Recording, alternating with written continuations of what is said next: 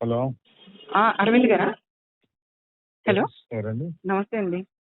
నా పేరు అనిత. నమస్తే అండి, చెప్పండి మేడం. సార్, బండి సంజయ్ గారు అబ్బాయి చేసిన పనికి మీరు అసలు ఒక్క మాట కూడా ఎక్కడ మాట్లాడలేదు తప్పని. మేడం, బండి సంజయ్ గారు అబ్బాయి చేసిన తప్పని మీరు ఒక్క చోట కూడా మాట్లాడలేదు. నేను Bharatiya Janata party MP madam. అవునండి. మా పార్టీలో అడిగినప్పుడు మా పార్టీలో మేము చెప్తాము.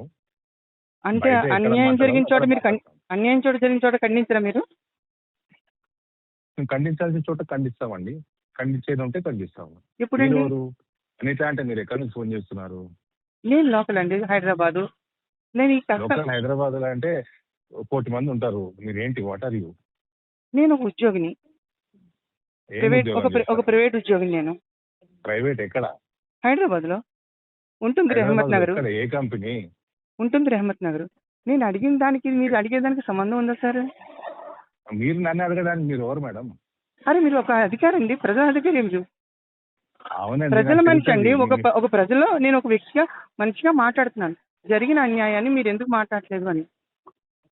నేను మాట్లాడాలి, ఎక్కడ మాట్లాడకూడదు, ఏం మాట్లాడాలని నేను నిర్ణయిస్తాను మేడం. అంతేగాని తప్పని ఖండించడానికి మీరు రారు బయటికి. నేను ఖండించలేదా మీకు ఎట్లా తెలుసు మేడం?